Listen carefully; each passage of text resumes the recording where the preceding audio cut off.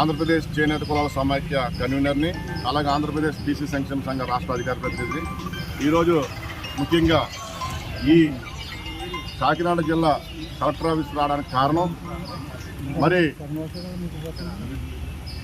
రైతాంగం తర్వాత అతిపెద్ద పరిశ్రమ చేనేత పరిశ్రమ. అటువంటి చేనేత పరిశ్రమ ఈరోజు కుదేలైపోయిన పరిస్థితిలో ఉంది. చేతులు మగ్గం కూడా ఆడలేని పరిస్థితిలో ఉంది. ఎందుకంటే లాస్ట్ టైము ఈ పరిస్థితులన్నీ చూసి ప్రభుత్వాలు నేతన్న నేస్తం అని ఒక పథకం ప్రవేశపెట్టి ప్రతి సంవత్సరం కూడా 24,000 రూపాయలు మరి వేయటం జరిగింది. అలాగే 5 సంవత్సరాలు కూడా 24,000 చొప్పున వేయడం ఏదో సాదాసీదాగా కుటుంబాలు గడిచినాయి.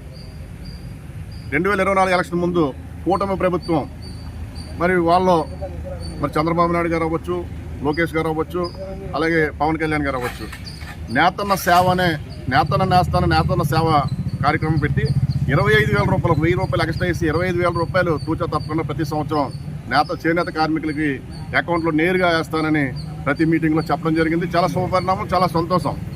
కానీ లాస్ట్ టైము ఫస్ట్ సంవత్సరం వేయలేకపోయారు. అంటే మరి ఎందువల్ల ఆర్థిక ఇబ్బందులు అవ్వం, ఎందువల్ల అనేది సరే పక్కన పెడదాం.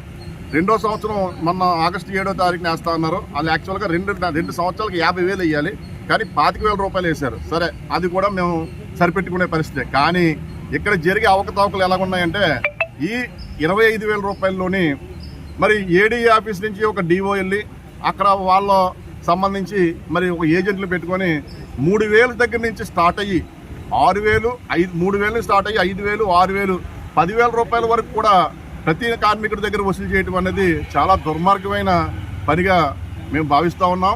అంతేకాదు తుని నియోజకవర్గంలో కోటనందూరు మండలం, అలాగే తుని మండలం, అలాగే మరి తొండంగి మండలం అత్యధికంగా అక్కడ మరి చాలా దారుణంగా అక్కడ సుమారు ఆ 3 మండల నియోజకవర్గం అంతా సుమారు 30 లక్షల రూపాయలు అక్కడ స్కామ్ జరిగిందని అక్కడ లెక్కలతో కూడా ఉన్నాయి, కొన్ని ఫోన్పేలు కూడా ఉన్నాయి అక్కడ గుమస్తాలు చేయడం. ఇది చాలా దారుణంగా ఉంది. ఈవేళ కలెక్టర్ గారిని, కాకినాడ జిల్లా కలెక్టర్ హరీంద్ర ప్రసాద్ గారిని చేనేత పెద్దలందరూ వచ్చి ఆయన్ని పర్సనల్గా ఆయనకి రిప్రజెంటేషన్ ద్వారా ఇచ్చి ఈ అధికారుల్ని శాఖాపరమైన చర్య తీసుకోవాలని మరి రిప్రజెంటేషన్ ఇవ్వడం జరుగుతూ ఉంది.